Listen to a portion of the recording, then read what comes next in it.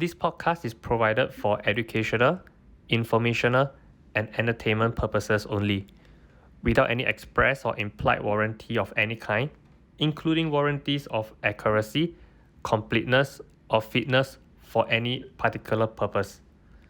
The information contained in or provided from or through this podcast is not intended to be and does not constitute as financial advice, investment advice, trading advice, or any other form of advice. The information in this podcast is general in nature and is not specific to you, the users, or anyone else.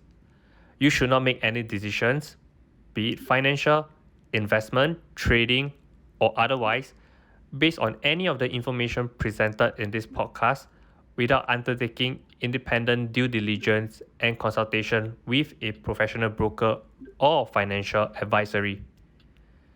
You understand that you are using any and all information shared in this podcast at your own risk. You are solely liable for any losses that you may incur from investing, and in no event shall we be liable for any losses which may be incurred while investing. Hey everyone, welcome back to ABCC's podcast. This week we will be talking about Metaverse, and once again we have Alan with us. Hello everyone, welcome back. This is Alan. So a little bit about what we know about Metaverse. Maybe I can talk a little bit on what Metaverse is exactly. So it's actually a type of digital world or reality combining blockchain technology, social media, online gaming, virtual reality, etc. And all this actually helps users in the metaverse to utilize this virtual space to interact with one another. So I think the metaverse adoption part mainly got more and more hype over the past couple of years. And one of the driving factor, I think, is because of COVID. So because of COVID, a lot of countries were on lockdown. And because of that, companies, especially companies that needed the employees to interact with one another on a daily basis, they needed to adapt in one way,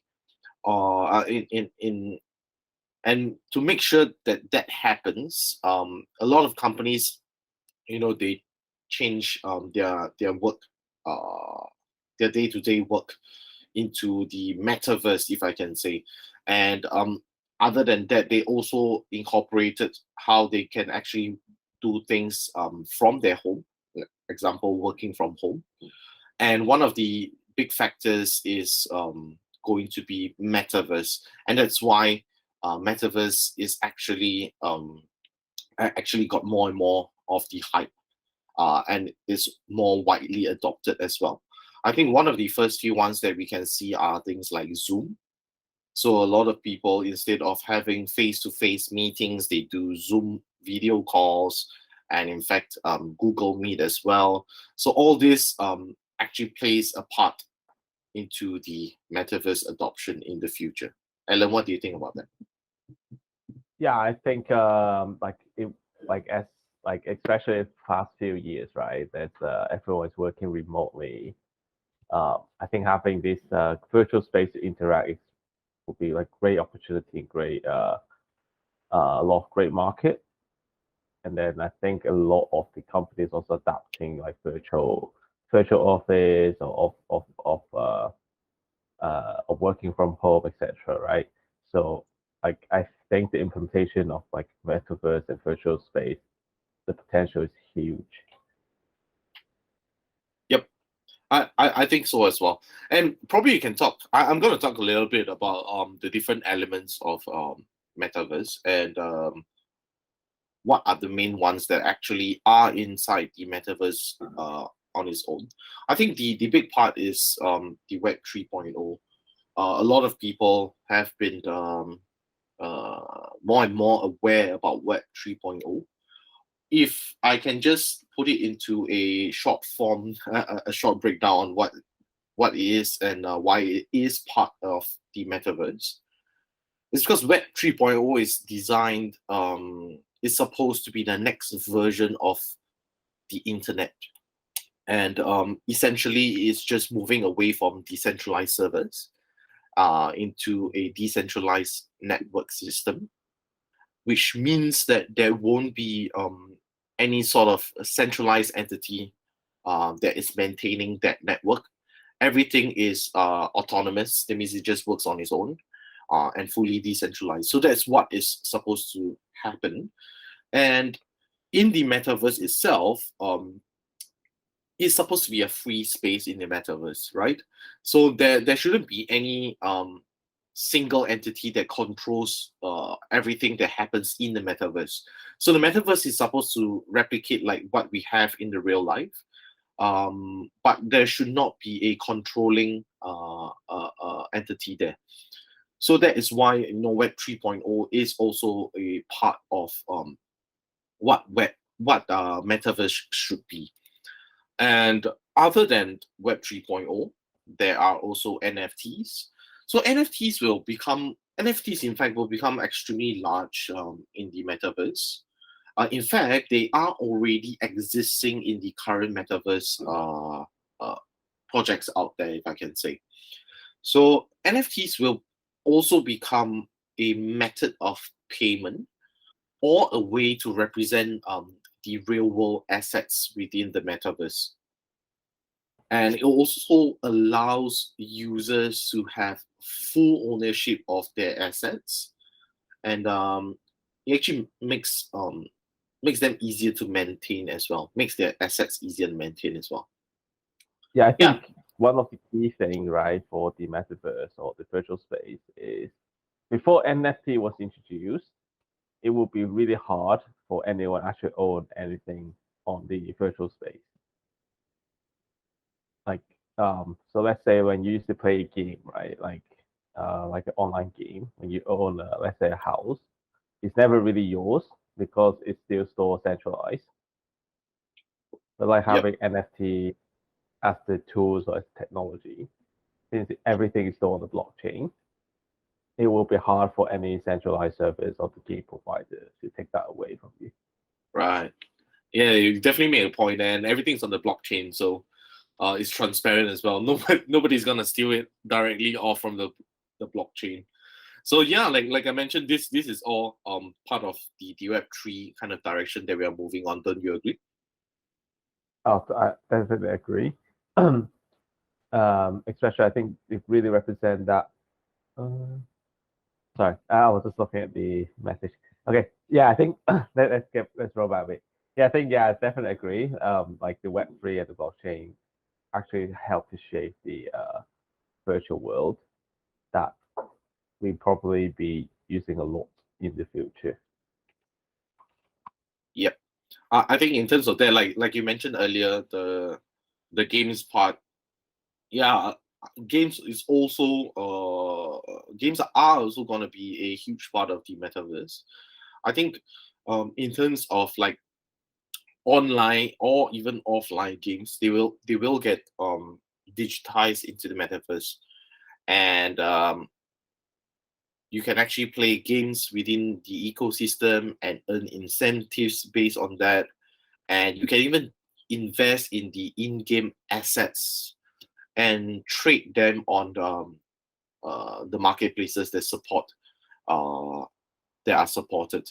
So all this actually helps to incorporate more and more use cases into the metaverse, and that's why I think that it's getting extremely exciting, because if you can see a lot of current projects out there, metaverse projects out there, they have already incorporated things like games inside, and we can also see that they are getting more and more use cases as time goes on, and you can see that people actually appreciate, like what Alan mentioned earlier, they appreciate the actual ownership of what they have or what they have purchased in the game itself.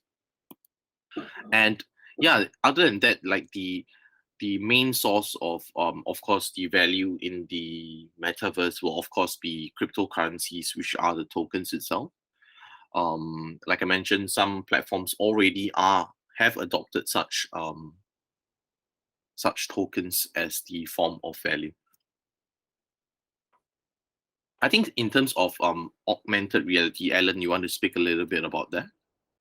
Okay, so yeah, speaking of like VR and AR, yeah, I think the technology for that is it can help us to create a different virtual world, and it allows like a simulated environment which is completely separate from the real world. So like we can use some like hand-mounted display like Oculus as an example to experiment this virtual world. So it actually gives like enhancement of different sensory elements like sound or imaging, etc.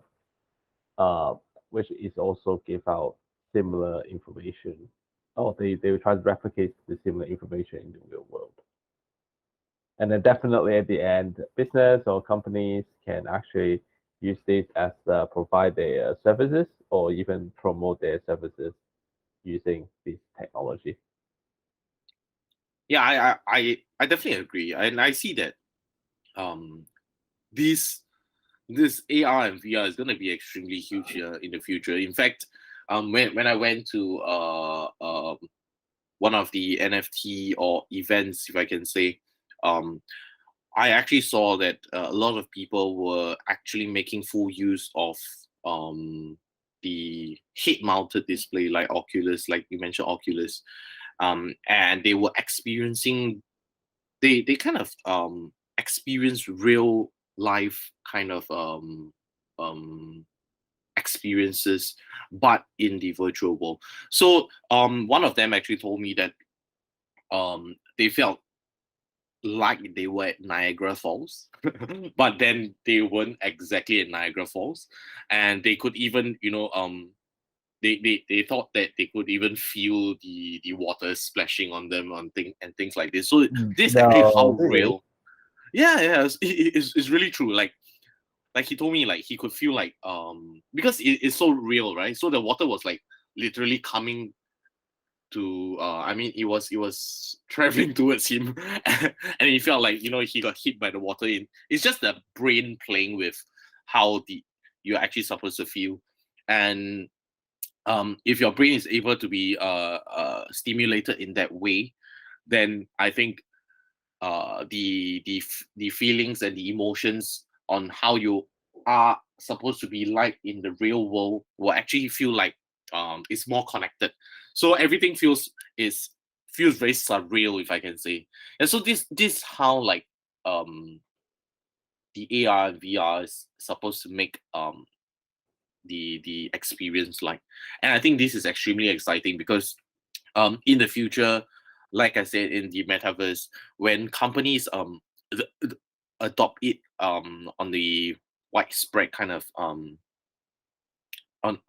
adopt it very on a widespread basis, people need to actually feel how the other party, probably opposite the table during a meeting, people need to feel exactly how it is like in the real world.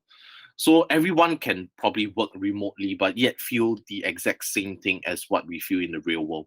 And if we are able to replicate that in the AR and VR, which a lot of people want it to happen, then I think that is going to be extremely huge. And I think that will be a next leap forward in the metaverse. And that actually brings me to why I feel like the metaverse is extremely important. Because it actually not only opens up new opportunities for individuals, for businesses, it also enables um others to showcase their works and to sell their services within the metaverse, of course in the full digital form.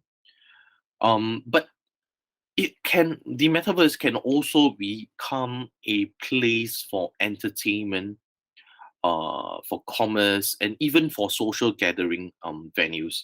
So we can see in some metaverse projects. There were even concerts held in the metaverse, and it's not like a concert by just anyone else, but they were concerts by famous artists in the industry.